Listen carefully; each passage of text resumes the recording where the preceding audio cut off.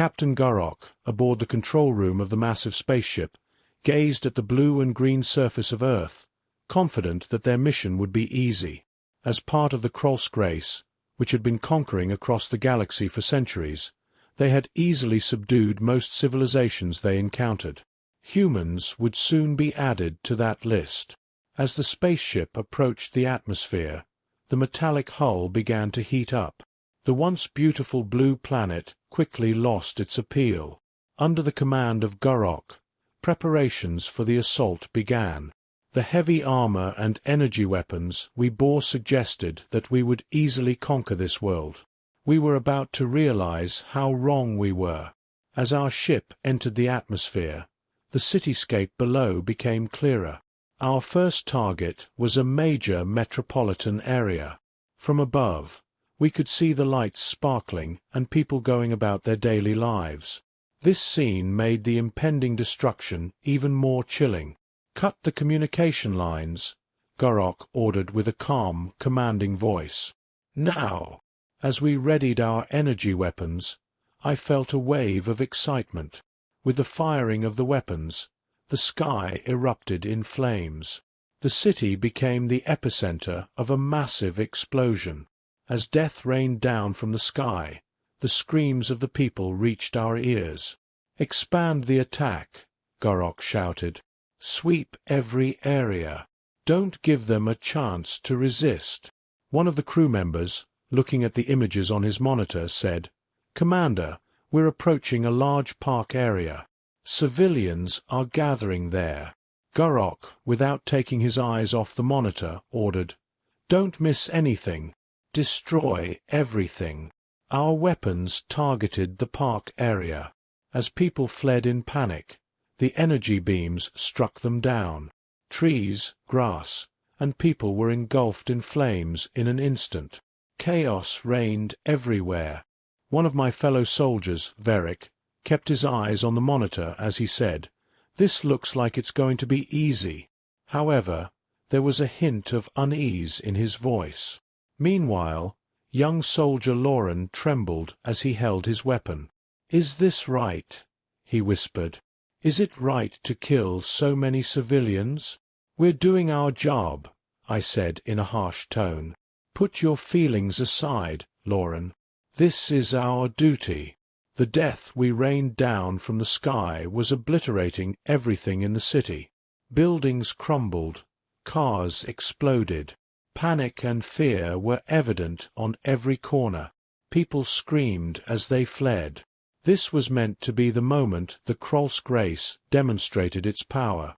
As I looked out at Earth from the ship's vast windows, the beauty of the blue planet captivated me for a moment. But this admiration was brief. Under Captain Gha'rok's orders, preparations for the attack began. Our heavy armor and energy weapons suggested that we would easily conquer this planet. We would soon realize how wrong we were. As our ship entered the atmosphere, the metallic hull began to heat up. The cityscape below became clearer as we sped through Earth's blue skies. Our first target was a major metropolitan area. From above, we could see the lights sparkling and people going about their daily lives. This scene made the impending destruction even more chilling. "Cut the communication lines," Gha'rok commanded with a calm, commanding voice. "Now!" As we readied our energy weapons, I felt a surge of excitement. With the firing of the weapons, the sky erupted in flames. The city became the epicenter of a massive explosion.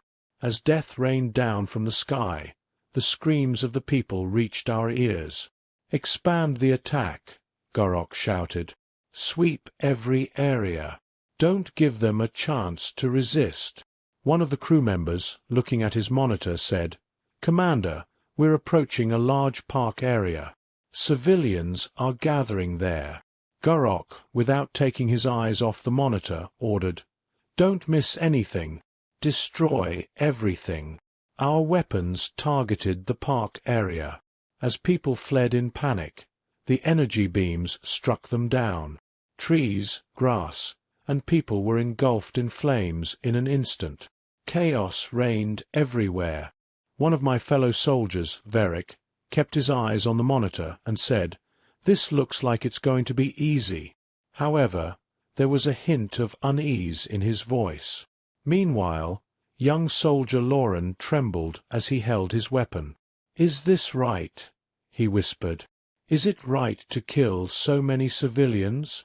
"We're doing our job," I said in a harsh tone. "Put your feelings aside, Lauren. This is our duty." The death we rained down from the sky was obliterating everything in the city. Buildings crumbled, cars exploded. Panic and fear were evident on every corner. People screamed as they fled. This was meant to be the moment the Kralsk race demonstrated its power. But something was going wrong. The fear in the eyes of the people was starting to give way to a kind of resolve. This attack had not broken them. Instead, it had ignited the flame of resistance. As I looked from the control room of the ship at the city, I began to see the true face of the battle. This was not going to be an easy victory. Humans were going to be one of the most resilient enemies the Kralsk race would encounter, and we would soon realize that this attack was only the beginning. This scene provides a detailed and visual depiction of the first assault from the perspective of the alien soldiers. The reactions and internal conflicts of the characters add depth and dramatic impact to the scene. As the ship descended through the atmosphere, the city below was in utter chaos. Lights flickered, and the echoes of explosions spread everywhere. The screams of people reached our ears, and the effect of the chaos deepened with each passing moment. It was at this moment that the order to land was given. "Land in the settlements." Gha'rok commanded, "Take control and crush any resistance." The ship began to descend rapidly. Within minutes, we managed to land on top of a large building. The hatches opened, and Kralsk soldiers, fully equipped, poured out. I took my position amidst the chaos, gripping my weapon tightly as I moved forward. "Quick, this way!" shouted our team leader, Gha'rok, using his scanner to direct us. "Civilians are trapped in this street. We need to bring them under control."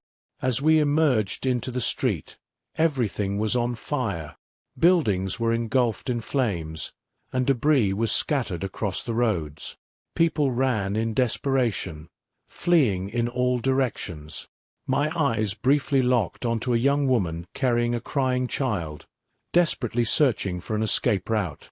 "Lauren, secure the right side," I ordered the young soldier. "Don't let any of them escape." Lauren, with trembling hands, aimed his weapon and followed the order. However, the hesitation in his eyes briefly unsettled me. In this chaos, there was no room for emotions. As we rounded the corner of a building, we encountered a group of resistance fighters. They had simple weapons, but their determination was undeniable. We paused for a moment before the confrontation began. Energy beams lit up the air as they found their targets. "Open fire!" Gha'rok shouted. "Show no mercy!" The energy beams from our weapons struck down the enemies one by one. Yet the resistance fighters' resolve proved stronger than we had anticipated. A man emerged from a corner, hurling an explosive toward us. I quickly dropped to the ground as the explosion rocked my ears and a few of my fellow soldiers fell. "Get up immediately!" I shouted, trying to rally my soldiers. "We will take control."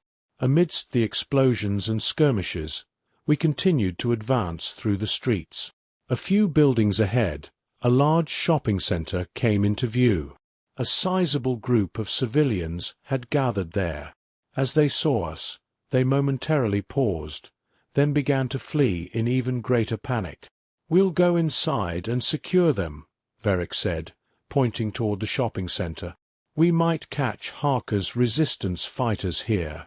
Entering the shopping center, the atmosphere of panic intensified. People were hiding in stores, seeking refuge behind shelves. A few of our soldiers blocked the doors, cutting off escape routes. Civilians inside screamed and desperately searched for ways to escape. "Report to Gha'rok," I said, turning to Gha'rok. "This area is under control. We will break the heart of the resistance here." Ignoring the fear and desperation in the eyes of the civilians, we continued with our mission. As the first light of dawn illuminated the city now under Kralsk control, a strange calm followed the morning silence. The place, devastated by the brutality of war and the desperate flight of its inhabitants, was now firmly in our grasp. Our massive ships soaring in the sky symbolized the power and authority of the Kralsk. Our first task was to secure the major plazas and strategic points. As part of my duty, I headed towards the main control center. Walking among the wrecked buildings and burnt-out vehicles in the streets, Kralsk soldiers patrolled regularly. Checkpoints were set up at every corner, ready for any resurgence of resistance. Upon reaching the control center, I saw Gha'rok and Lauren. Gha'rok was examining a map on his tablet. "Major areas are secured," he said without looking up from the screen. "But small resistance cells may still be active. We need to stay vigilant." Lauren, slinging his weapon over his shoulder, scanned the area, trying to adjust to the new situation. "It's hard to believe that all of this is really over," he said, still showing signs of unease. "How did we manage it so quickly?" "This is just the beginning," I replied. "We've taken control, but establishing a permanent order will take time. The people may still pose a threat." In the city's main square, a large Kralsk flag waved prominently. The surrounding buildings had begun to be outfitted with Kralsk technology. High-tech surveillance devices and energy barriers were making the square secure. Our soldiers were stationed everywhere, ensuring order was maintained. In the center of the square, a group of people was working under the watchful eyes of Kralsk soldiers. These captives were clearing debris from the city and assisting with the construction of Kralsk structures. The helplessness and silent defiance in their eyes revealed the brutal face of the occupation. "Gha'rok's orders are clear," Gha'rok said as he approached us. "All strategic points in the city must be under Kralsk control. We need to maintain the highest level of security." One day, during my patrol, we discovered a group of people hiding in the basement of a building. We captured them and brought them to the control center. Gha'rok arrived personally to interrogate the captives. "Tell me the locations of the hidden shelters," Gha'rok commanded, his gaze fixed on the prisoners. "We will eradicate the last traces of resistance." In the control center, a large meeting room equipped with Kralsk technology was abuzz with activity. Gha'rok and other high-ranking commanders were discussing the details of the new order. The city's energy sources, transportation networks, and communication systems were being restructured according to Kralsk standards. "This planet is under our control," Gha'rok said at the end of the meeting. "We will establish our new order and integrate this planet into the Kralsk Empire. Everyone will become part of this order." With the establishment of the new regime, the reactions of the people began to vary. Some, in their desperation, had submitted and started serving the Kralsk authority. However, others still clung to their spirit of resistance. Secret meetings and underground communication networks threatened the fragile new order. "True," Gha'rok confirmed, "but we will do our duty. We will assert Kralsk's power and authority in every corner." After the invasion, we secured every corner of the city. But we didn't rely solely on physical force. We employed psychological tactics to completely extinguish the spark of hope in the people. This was the most effective way to break their will to resist. One afternoon, Gha'rok and I reviewed our plans in the control center. Screens displayed images from various parts of the city. Gha'rok turned to me while examining a map. "Have you reviewed the reports on our psychological tactics?" he asked. "Yes," I replied. "The methods we've started seem effective. But we need to do more. We must completely crush their hopes." Gha'rok zoomed in on an image on the screen. "We could deploy our thought control devices," he said. "This will affect their minds and reduce their desire to resist." As a first step, we installed large holographic screens throughout the city. These screens continuously broadcasted Kralsk propaganda, showcasing our superiority and inevitable victory while emphasizing the futility of resistance. The sounds echoing through the streets were like a poison seeping into their minds. One day, a large crowd gathered in the square. Holographic screens displayed Kralsk's galactic victories and power. The people were forced to watch these images in helpless resignation. About a month later, the situation in the city seemed to have calmed. The streets patrolled by Kralsk soldiers were under control. The people had bowed to the pressure of the new order and quietly returned to their daily lives. Everything appeared to be in order, and Gha'rok was taking the final steps to solidify our control over the planet. In the control center, we gathered to determine who Gha'rok would appoint as the planet's leader. Gha'rok was examining reports when he said, "Our control over Earth is nearly complete. However, the leader we appoint must establish effective authority over both Kralsk and humans." Upon Gha'rok's suggestion, Kralak, an experienced commander, was to be appointed as the leader. Kralak was seasoned in both combat and administration. Gha'rok summoned Kralak and said, "You will establish the new order on this planet. You will adapt our rules and culture here." Kralak listened attentively to the orders and nodded in acceptance. "Your will be done, Gha'rok," he said. "I will make this planet a part of the Kralsk Empire."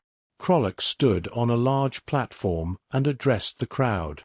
"This planet is now a part of the Kralsk Empire," he declared with a powerful voice.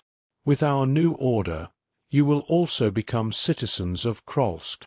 Together, we will take stronger and forward-looking steps."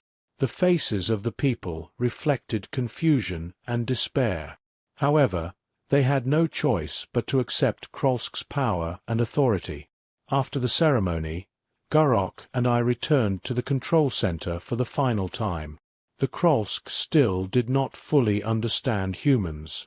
In the underground bunker, a beam of light passing through the dark, narrow corridors illuminated a large room where the resistance members had gathered. In the center of the room, General William Harker stood before the resistance with a map and detailed plans. His face was resolute, and his eyes held an unquenchable fire. The deep-seated desire for freedom and stubbornness of the human spirit had not extinguished even in these dark days. In the underground bunker, a community filled with hope and determination had sworn to regain their freedom on Earth. Old world maps and resistance symbols hung on the walls, showing the resolute nature of these people. Among them were resistance fighters of different ages and experiences. The meeting was about to start. Harker looked at the faces of the resistance members. Each of their eyes sparkled with the same determination and hope. Maria, a young woman, held a weapon and spoke encouraging words to her comrades. "We will win this war," she said. "This planet is ours, and we will take it back." Harker moved to the center of the room and addressed all the resistance fighters. "The Kralsk underestimate us," he said loudly, "but we will not give up. We will take this world back from their hands." Supportive murmurs rose from every corner of the room. The expressions on the resistance members' faces were filled with resolve. Maria raised her weapon high and shouted, "We swear for freedom." The other resistance fighters raised their weapons in the same manner, repeating, "We swear for freedom." Watching the resolute stance of the resistance members, Harker's inner hope was rekindled. "Together, we will take this planet back," he said. "We will not bow to the Kralsk." We will show them how powerful and determined humans can be.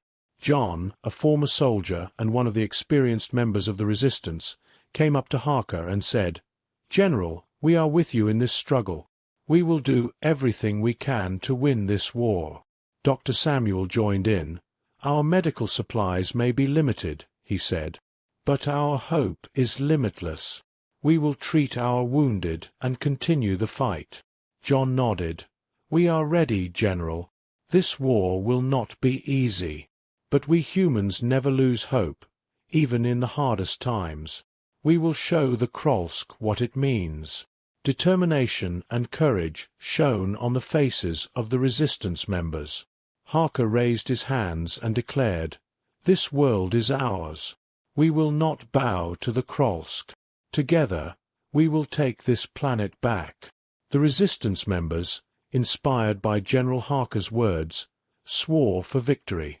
In the dark underground bunker, the light of hope began to shine once more.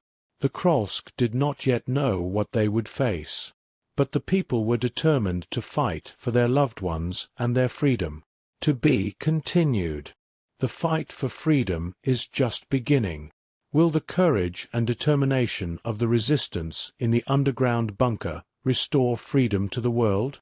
Can General Harker and his team put an end to the Kralsk's oppression?